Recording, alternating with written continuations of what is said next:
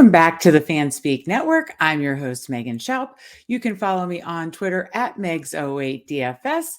And before we get started, please be sure to like this episode and, of course, subscribe to the Fanspeak Network. So we are bringing back the Best Ball Show. We did Best Ball content this summer on the Fanspeak Network. We had a blast doing it. As you know, we are a family business at Fanspeak, and my whole family did best ball drafts, a ton of best ball drafts this summer. And we had fun doing best ball content this summer. Well, all of us in my family, we all made playoffs, had a good advance rate.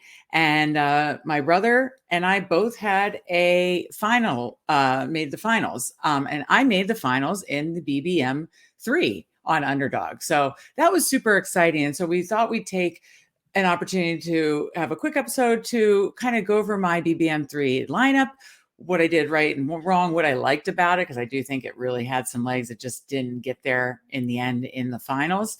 And then quickly go through playoff best ball, because right now is the time to draft playoff best ball. So before we do that, I need to tell you that you should check out Underdog Fantasy. Of course, if you're not already on, please use code FANSPEAK. That's code FANSPEAK. You get $100 match. So 100% match on your deposit and up to $100. So basically a free $100. That's a lot of free gauntlet drafts right now. They're $25 each in the playoff best ball streets. They have $5 mittens and then some higher stake stuff. So again, use code FANSPEAK on Underdog, get yourself some free money and go in there and do some playoff drafts. Today I want to go over my BBM3 finals because I'm so excited that I made finals. I personally had about 50 best ball drafts, had about a 30% advance rate into the playoffs. I was really happy with that. And then I think, I can't remember where I went to semifinals, about another 25% advance rate. And then one made it to finals. So out of 50 drafts, one made it to finals. And that's actually pretty good. And so I'm really excited about the content we put out this summer and the content we're going to continue to put out.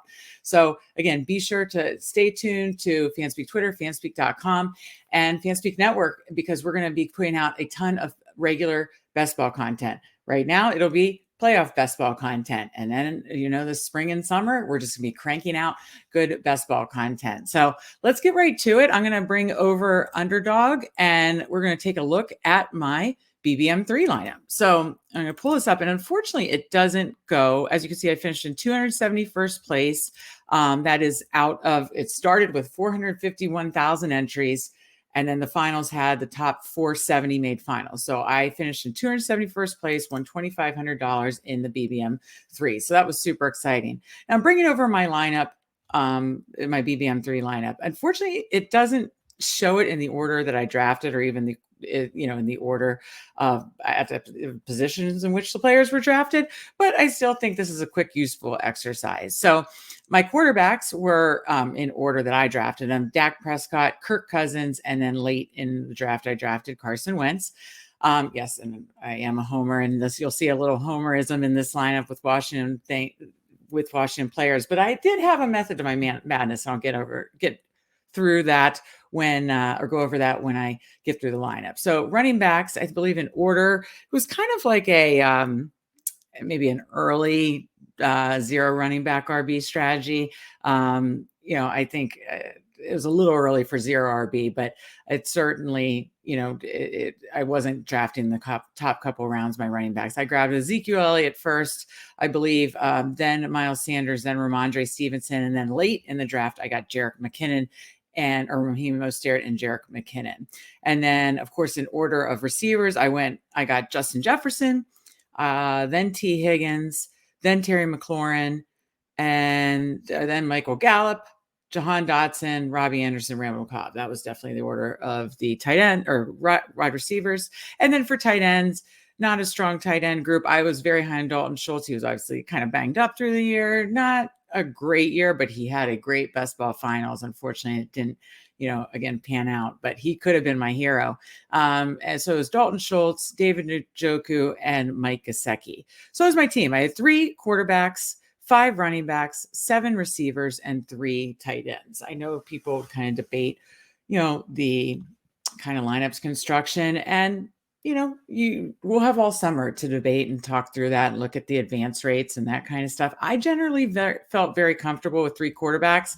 And, you just really have to run pure on, not having really quarterback injuries if you're going to survive with 2 quarterbacks, in my opinion. This lineup would not have made the playoffs even, I'm convinced, if I wouldn't have drafted 3. Why? Because Dak Prescott, as you know, got injured week 1. Kirk Cousins did not start the season strong. Carson Wentz did start the season strong. Carson Wentz was my quarterback the first 2 weeks with very high scores. I think 30 points each the first 2 weeks. And then somewhere around week 5, he was, before Dak came back, he also registered as another. So he was my quarterback for 3 weeks, actually. And those were 3 key weeks because I would have had a very low score with Kirk Cousins. Luckily, Dak came back before Kirk Cousins' bye. So I could have taken a 0 had that not happened, and I just would have had those 2. But Dak came back very slowly. Kirk started slow. Again, Carson Wentz counting for 3, I really think was the reason that I even made, because this kind of squeaked into playoffs, but then did really well in playoffs. I think it was a really balanced lineup. You look at my running backs, and yeah, there's no studs, but I knew, Ezekiel Elliott was still, despite Tony Pollard and everybody, wanting more of Tony Pollard. I do too. He's so fun to watch and explosive. But I knew they weren't going away from Ezekiel Elliott, so I thought I was getting good value there. On Miles Sanders, I faded the Eagles' passing game, and I'll get into kind of my thesis, but my big overall thesis behind this lineup. But let me go position by position first. But I faded the Eagles' passing game, so of course I wanted a piece of their offense, so I took Miles Sanders, and then I just wanted pieces from other, kind of top playoff tier offenses and getting them in the mid to late rounds. And that's where I was able to get Ramondre Stevenson, Jerick McKinnon, or Raheem Mostert.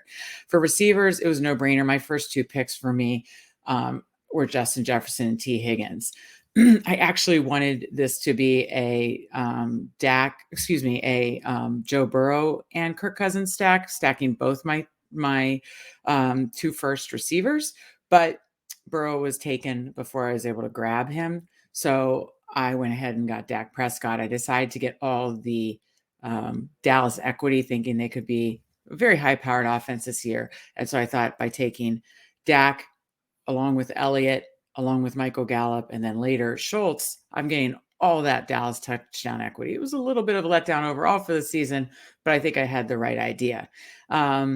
And then, I was very high on Terry McLaurin with Carson Wentz. Obviously, the Carson Wentz experience did not work in Washington. I'm sitting here in my Washington sweatshirt. I am a disappointed Washington fan as far as the season and Carson Wentz. But, I was very hopeful that he was going to, unlock things even more for that offense, which is why I drafted Terry and McLaurin and Jahan Dotson. And Jahan Dotson ended up being a stud through the playoffs. We'll get to that more in a second. My 2, Robbie Anderson, was an absolute flop. He was one I was high on, and I was wrong. I will be doing an article. We'll probably be doing shows, right after the official offseason hits after the playoffs. Be doing articles, shows about what we had right, what we had wrong at Fanspeak, because we certainly, there are certainly both. And then Randall Cobb, he was a fine floor play in one of the, believe the last round of the draft. Tight ends, again, weaker than I hoped. I had higher expectations for David Njoku and Dalton Schultz and Mike Gesicki. I mean, they used Mike Gesicki more as a blocker. That was unfortunate. David Njoku had a couple spike weeks, but helped fill in for when I think Dalton Schultz was out. But overall, my tight ends were disappointing. But Dalton Schultz in the best ball finals, last week in week 17, got 2 touchdowns, as you may know, I'm sure, watching the Tennessee Titans Dallas Cowboys game. And I sat there with my account saying $1 million because I had Dak and Dalton Schultz and Ezekiel Elliott got a touchdown. I thought, well, what a way to start. I'm sure another quarterback will score higher than Dak. I'm sure I won't even need Elliott to count as a score, but to get that, I think Dalton Schultz was like 3% owned in the Best Ball Mania finals. I'm sitting here with 2 touchdowns from a 3% owned Dalton Schultz. I feel like I'm sitting in such a great position with all these players to go on Sunday. But the run out, unfortunately, just wasn't good on the finals. These guys had a wonderful playoffs, and I think it's because it was a very balanced lineup, and that led me to, I think, to get to the finals. But unfortunately, the finals, big letdown. As you know, in the playoffs, Cousins and Dak were great. I thought getting back a third quarterback in Wentz would be great for the finals. Turned out not so much. He was not. It turns out absolutely not. He was awful. All the running backs besides Sanders, I think, had a really strong playoffs and high advance rate. And so, it was, none of them really. Well, actually, I can't say none of them. Mostert and Mostert and McKinnon did count as my scores in the finals. These scores are not the finals scores, I don't believe, so I'm not exactly sure what the scores are showing. But anyways, and then, of course, for the finals, the Cincinnati game didn't play. Justin Jefferson looked like Van Jefferson, was awful. And then the Washington receivers didn't get there because Carson Wentz was awful. So I got floor level plays from Gallup and the two Washington receivers, pretty brutal. And then I was sitting with the great Dalton Schultz score. So, a bad run out on the finals, but it was a great playoffs for me to make the finals and win 2,500 on this lineup. And had a fun best ball season, and so excited to do a lot more. Really quick, I want to say that go over the thesis behind this lineup too, because as you start every single lineup, you kind of have to have a plan going in based on your draft pick. And a couple things that I was high on going in this season. If I was getting pick 1 or 2, I was taking Christian McCaffrey if he was there. If I was getting pick 3 and Christian McCaffrey was gone, I was taking Justin Jefferson. I believe I was sitting with the third pick in this draft, and I was going Justin Jefferson over Kupp and the other receivers. So that's why I started with Jefferson. There was a lot of times when it came back, I was either going Hill in the second round or Higgins. I think those were good calls. Then my overall thesis for this was kind of fading some bigger offenses because of just the cost of them. The Bills offense, you obviously had to stack and take early. The Eagles offense, you had to stack and take early. And in regards to the Eagles offense, the NFC East, going into the season, you're doing the research before the season, they had the whole NFC East had one of the easiest schedules. All 4 teams had the easiest road and the easiest schedules. That's why 3 of the NFC East teams are in the playoffs. Unfortunately, my Washington Commanders are the ones sitting out. But NFC East, super easy playoff or super easy schedule this year. And so I thought, well, everybody's so high in the Eagles, and I was wrong on Jalen Hurts. I'll take my L there. And again, I'll write an article about what all I was right and wrong about. But, I thought if I fade Hurts and the Eagles passing offense, get Miles Sanders, and then take pieces from the Dallas. I'm not a believer in Daniel Jones and the Giants. Well, guess what burnt me in the BBM3 Finals? Daniel Jones. So that hurt. But honestly, he had 2 or 3 spike weeks this season. It was just a 4 play all season. He just happened to spike in the finals. But so I was off Daniel Jones. I was off the Eagles passing offense because of how high you had to take them. I was off the Bills passing offense because of how high you had to take them.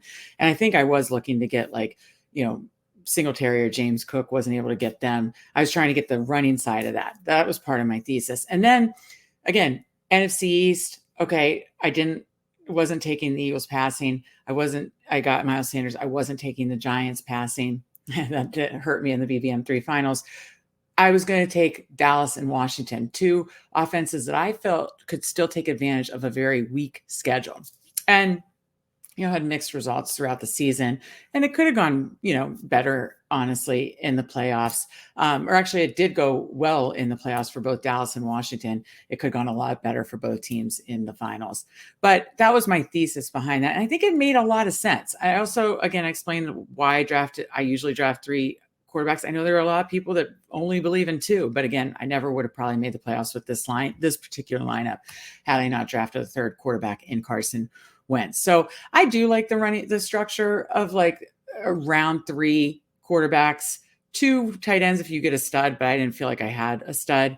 And then, 5-ish running backs, and then 7 or 8 receivers, depending if you kind of, get 1 less tight end. So I was kind of happy with my distribution. I was happy with kind of my thesis and idea about it, who I was fading, who I was focusing on, the teams I was focusing on. I think it made a lot of sense.